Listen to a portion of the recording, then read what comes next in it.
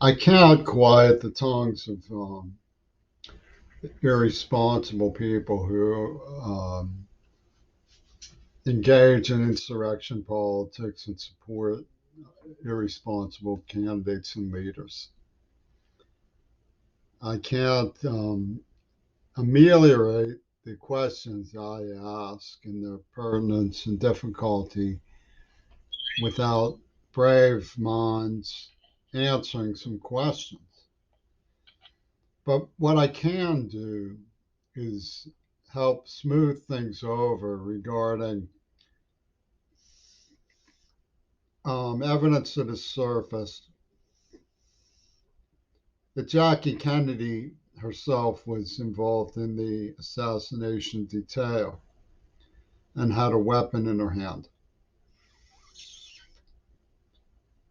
which I would like to do for the Kennedys because I think an injustice is done to them by tarring them with that notion.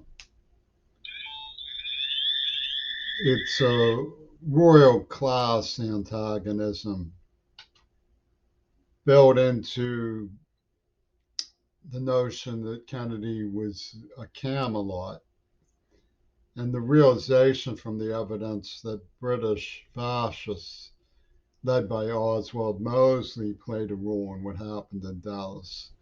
All of which is a form of social science that is sadly neglected in Oliver Stone's film, didn't really help change that all that much. So, how I put it is that I said I would hope to try to help smooth things over. And the way that I present the situation is that it's an outgrowth of World War II, because that's how the evidence presents it. And what we see in the Spy versus Spy Mad Magazine mission that culminated with Hollywood's dastardly crime and the way that media ran a trial run of what eventually became the um, double fantasy monstrosity that has engulfed me and made me look like a justified pariah for refusing to taint the evidence with flexible positions tailored to public relations. One of which, of course, would be the invite to neglect the evidence that Jackie Kennedy was involved.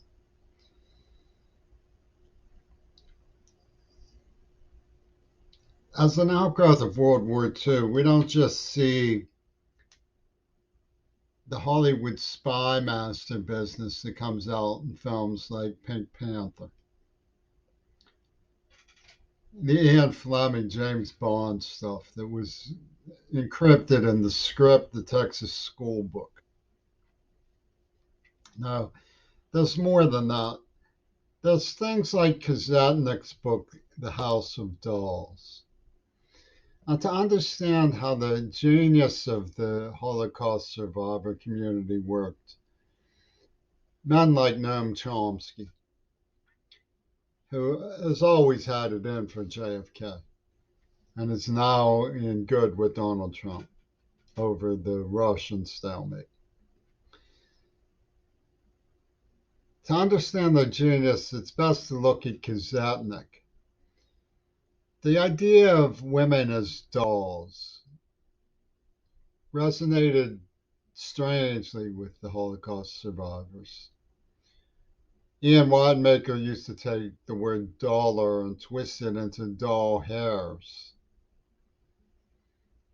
And of course, if you study the Holocaust, you get some of the graphic imagery that this implies. House of Dolls was written by Kazetnik at that time.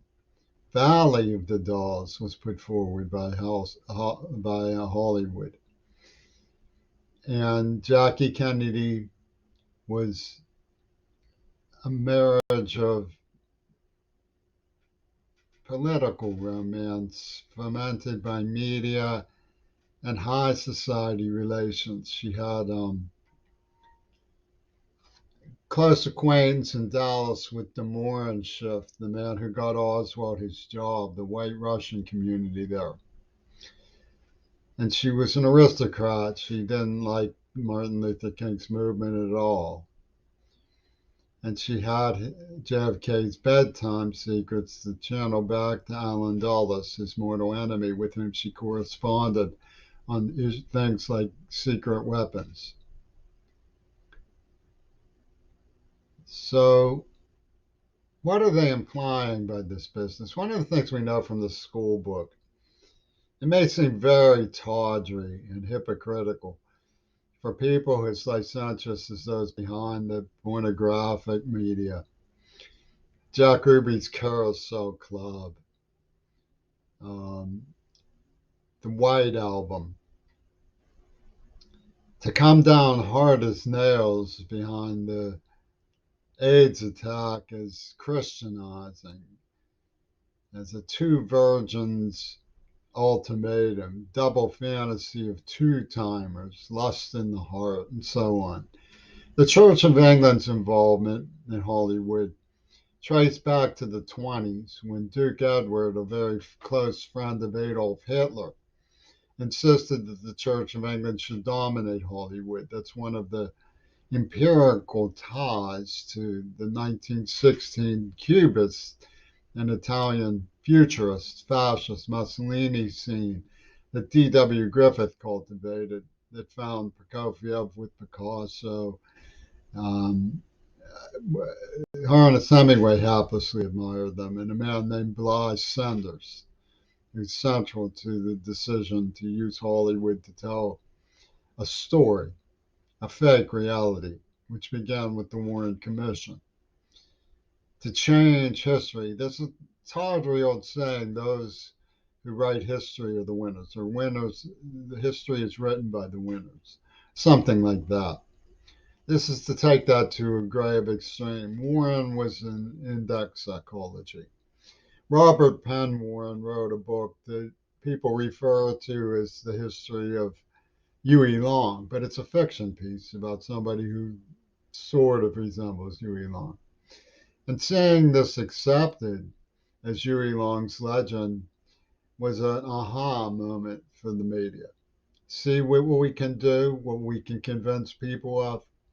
And that's how they came up with Lennon's Houdini. And they were so bold as to have me on the set when Reagan nearly killed Brady. They called this Houdini as Wizards of Media, Pentagon, Disney.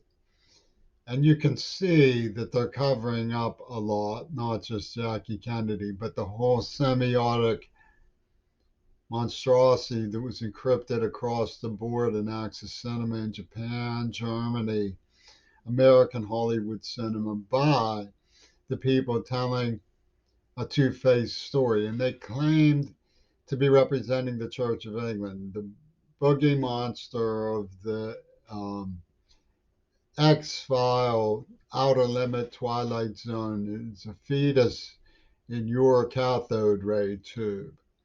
And the portal to hell is your radiographic image in television. And they had Billy Graham saying God tapes everybody, meaning, don't concern yourself with the Watergate burglary and so on. That's the big mystery. Oh, well, they broke into the Watergate, but how much worse is it to hide the truth of the soul from Allah? This is what they were thinking. So they chose me for a number of just special selection details pertaining to my life. But it's important not to neglect this. Louis Lapham, that dapper, duplicitous dandy, surely could have said, TV is a signifier for television, and what they're talking about is neither pornographic. Maybe we should have a symposium, a national conversation about whether we really believe the idea that Hitler is Jesus judging us from inside a television sets. I mean, I think we should have a conversation because that's what they're claiming. And the dollhouse idea was juvenile erection prodding. You know, we don't talk about women and children. Overpopulation has, and climate change has mandated that people discuss the value of their own preservation of chastity to their marketability in the international community. These should be first lessons in public schools if we're going to allow the parochial establishment to operate a secret military this way. When they attacked me, they used the name Pitman for Pit, Pittsburgh, Pit of Hell, Pit of the Vagina. Hitman, Pitbull, these were ferocious people who attacked and tortured me, and Quarrymen, which was the original name of the VWs. I mean, what were they called again? You know, I'm talking about John Paul Ringo, Pete Best, and some George dude. They were lappers. And John Lennon had this streak on his chin and how he won the war. And this is the language of Neva Corporation. We let these Eurocentric royal freaks in to commit a pornographic genocide, and we're not going to discuss it. We're not going to discuss if that James Curry that's being made by this machine. It's the boogie monster that's going to come gobble the real James Curry when Greg Carl hits the master computer of Noam Chomsky at MIT and tallies up the successive degradations of the X motive that they impinge on the persona's experience to subsume him into a larger structure dominated by Hitler, Jesus, Lazarus, Casper, the friendly ghost of Lenin. I mean, I'm saying their ideological construct is perfectly clear, as well as their gross criminal duplicity, hypocrisy.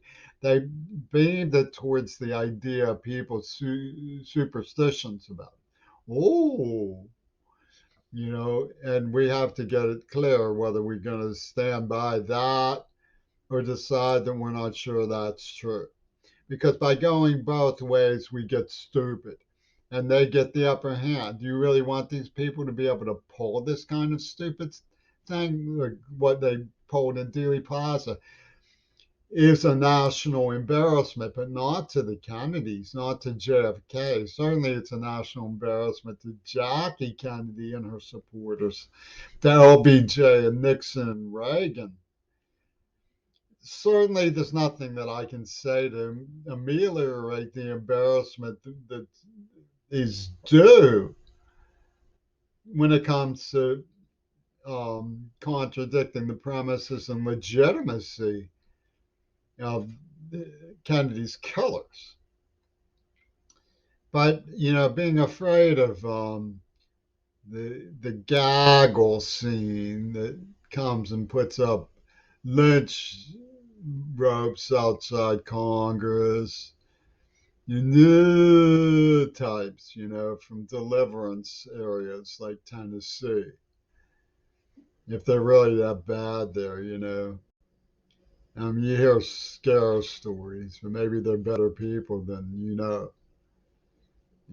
But the thing is, the point I'm trying to get to is that Bowie gives a Hitler salute, right, in a train station, and then sings a song, Helden, the shame is on the other side. I really would not be too sure about that.